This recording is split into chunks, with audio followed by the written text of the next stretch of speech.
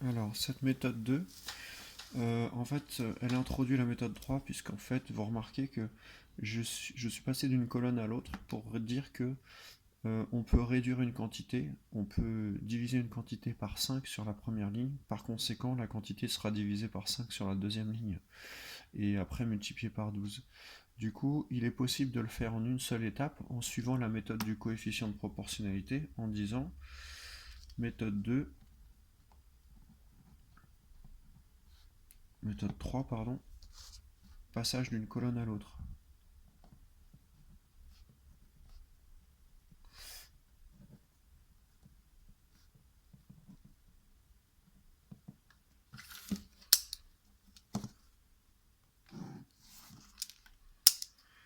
Imaginez-vous que je reprenne le même exemple. J'ai 5 12 et 15,5.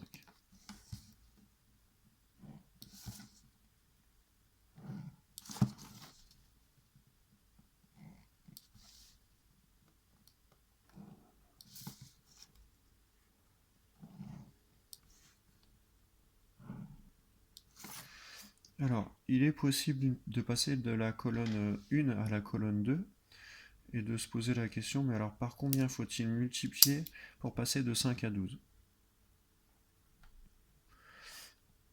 Par combien? Et bien il faut se dire, bah, simplement, je fais la même méthode que le coefficient de proportionnalité. Il fallait, pour le trouver, diviser la deuxième ligne par la première ligne. Donc je fais quoi? Je transpose le tableau et je me dis, bah en fait, je vais faire la deuxième colonne divisée par la première colonne.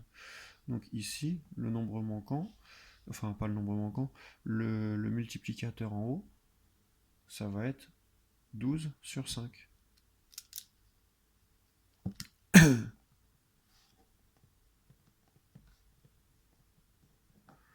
Donc 12 cinquièmes. Après 12 cinquièmes, par chance, ça tombe juste. Je vous montre sur la calculatrice. Hop, on trouve 2,4. Pour faire des progrès en calcul mental, je rappelle que quand vous divisez par 5, c'est comme si vous divisiez par 10 et vous multipliez par 2.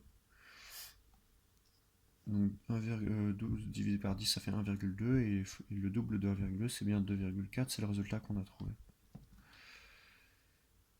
Et le nombre qu'on a obtenu en haut, eh ben, il suffit de faire la même chose en bas.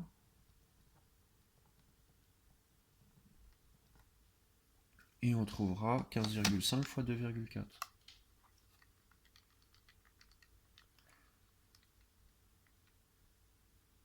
37,2. Toujours pareil au niveau de la rédaction. Vous écrivez le calcul que vous avez fait, mais le tableau, ça reste qu'un schéma de réflexion en fait. Donc les flèches et les multiplications n'ont aucun sens mathématique, c'est juste pour réfléchir.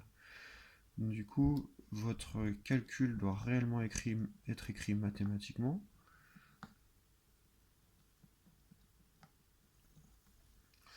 Et la phrase réponse, toujours pareil.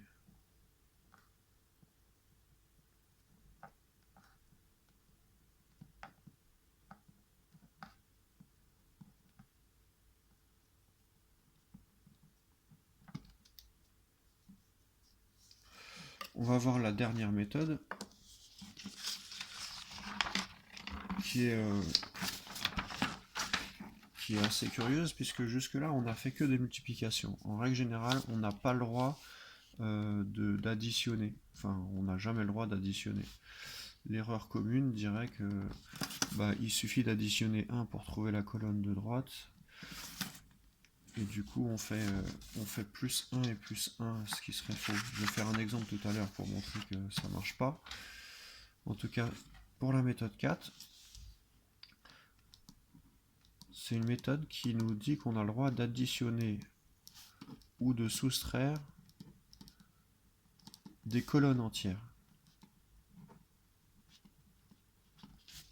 Bon, alors, additionner, soustraire des colonnes, ça se présente comment? C'est-à-dire que dans votre tableau, vous aurez deux colonnes remplies. Donc je reprends l'exemple que je complète avant. Donc vous avez 5, 15,5. Vous avez 1, 3,1. Et à côté, vous avez 6.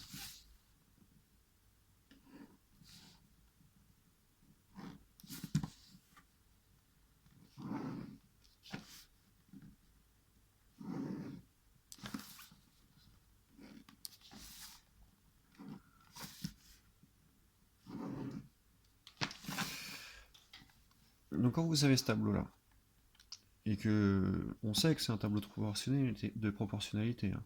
Dans le cadre de ce cours, on a toujours un tableau de proportionnalité, hein. Donc la question, c'est toujours compléter le tableau de proportionnalité suivant.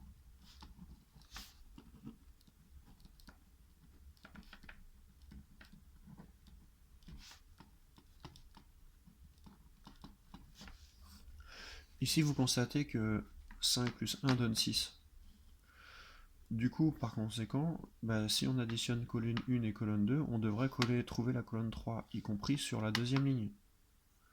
Donc l'observation faite sur la première ligne, dans les tableaux de proportionnalité, elle est aussi faite sur la deuxième ligne.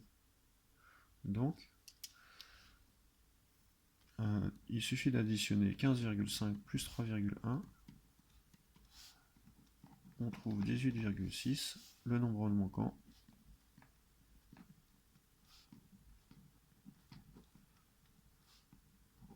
est 18,6. Voilà. Cette méthode-là, c'est sans doute la plus rapide quand les bons nombres apparaissent. Elle n'est pas faisable tout le temps en fait. Il faut que les bons nombres apparaissent pour que un des nombres, par exemple 6, soit la somme de deux autres. Mais elle a l'inconvénient de piéger. C'est pour ça que je vais faire une remarque tout de suite.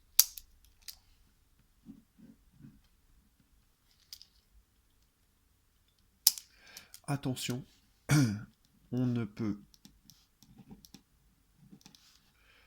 généralement pas additionner, soustraire par un nombre.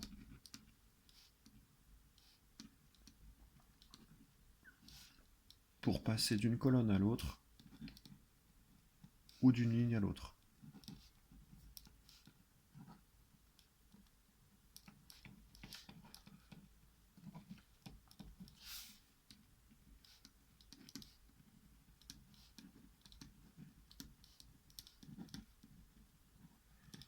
Et je vais expliquer.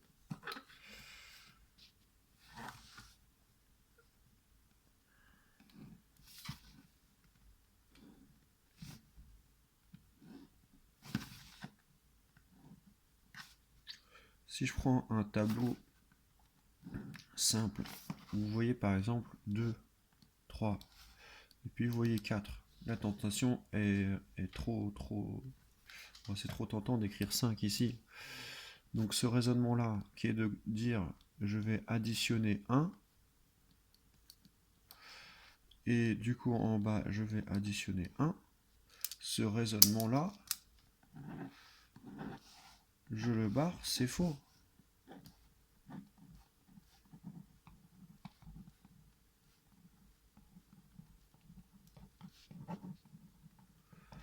Prenez l'exemple d'un kilo de tomates qui coûte 3 euros.